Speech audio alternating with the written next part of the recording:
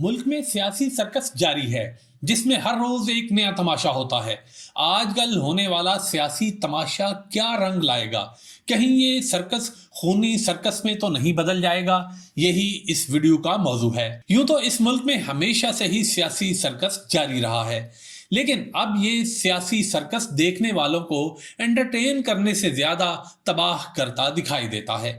इमरान खान और उनकी पार्टी सड़कों पर एहतजाज कर रहे हैं और इलेक्शन का मुतालबा कर रहे हैं, लेकिन फिलहाल इलेक्शन दूर दूर तक दिखाई नहीं देते। दूसरी जानब हुकूमत मुल्क की मईशत बेहतर करने के लिए कोशां है, लेकिन बेहतरी के आसार भी दूर दूर तक नजर नहीं आते। इन हालात में अगर अदलिया या एस्टेब्लिशमेंट फ्री कैन को जबरदस्ती बिठाकर इलेक्शन की तारीख दे देती है तो अगले इलेक्शन भी मुतनाज़े हो जाएंगे। दूसरी सूरत में अगर इलेक्शन नहीं होते और ये हुकूमत इसी तरह जारी रहती है तो भी अंजाम मुख्तलिफ नहीं होगा। मुल्क इलेक्शन तक पहुंचते पहुंचते अपनी सारी हिम्मत हार देगा। तो फिर हल क्या है? इस सूरत हाल का हल सीधा और सादा है। इमरान खान, मियां शहबाज शरीफ, आसफ अली जरदारी और मौलाना फजल रहमान इकट्ठे बैठ जाएं और किसी मुत्तफिका लाया अमल पर राजी हो जाएं। ये इलेक्शन कमीशन, मईशत और एहतसाब चार चीजों पर इत्तेफाक कर लें। ये लोग फैसला कर लें कि मुल्क में इलेक्शन सिर्फ 5 साल बाद होंगे। इलेक्शन कमीशन आज़ाद और मुतहर्रक होगा और ये किसी इदारे या सियासी जमात के दबाव में फैसले नहीं करेगा।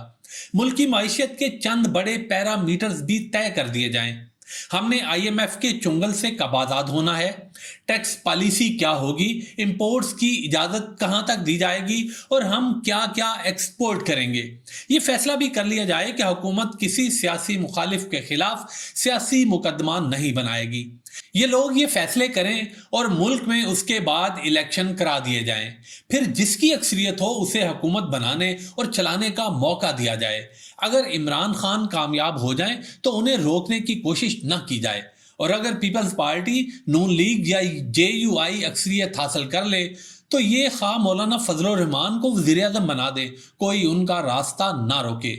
हमें मिन हैसल कौम ये फैसले भी करने पड़ेंगे कि हम अगर हुकूमतों को काम नहीं करने देंगे या हुकूमतें अगर 5 साल अपनी धोती बचाती रहेंगी या ब्यूरोक्रेसी को अगर ये एतमाद नहीं होगा कि हम कल हैं या नहीं, तो फिर ये मुल्क कैसे चलेगा?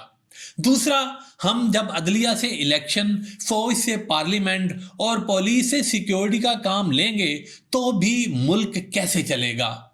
फौज का काम सरहदों की हिफाजत है। फौज का काम हुकूमतें बनाना, चलाना और तोड़ना नहीं। इसी तरह ISI का काम मुल्क की सिक्योरिटी है।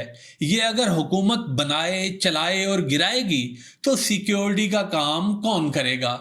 पुलिस का काम जराइम रोकना और मुजरमों को कैफरे किरदार तक पहुंचाना है। ये अगर सारा दिन जुलूस कंट्रोल करती रहेगी और VVIP मूवमेंट पर लगी रहेगी तो फिर पुलिस का काम कौन करेगा? इसी तरह अगर हमारी सड़कें महफूज नहीं होंगी, कोई उठेगा और सड़कें बंद करके बैठ जाएगा तो फिर लोग दफ्तर, फैक्ट्री, मिल, स्कूल, अस्पताल और मार्केट कैसे जाएंगे? और अगर ये लोग काम पर नहीं जा सकेंगे तो फिर मुल्क कैसे चलेगा और बेरोजगारी और गुर्बत कैसे खत्म होगी? इसलिए खुदारा अकल को हाथ मारें, खुदा को याद करें और मुल्क की फिक्र करें।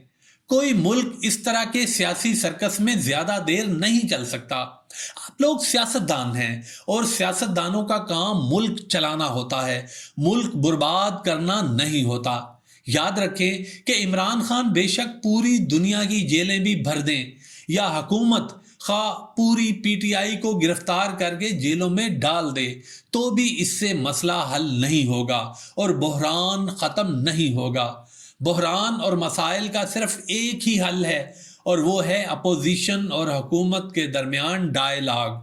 ये सियासतदान आज बैठ जाएंगे तो सब बच जाएंगे, नहीं बैठेंगे तो कल इन सियासतदानों को इस निज़ाम के मलबे पर बैठना होगा या फिर टैंकों के सामने लेटना होगा।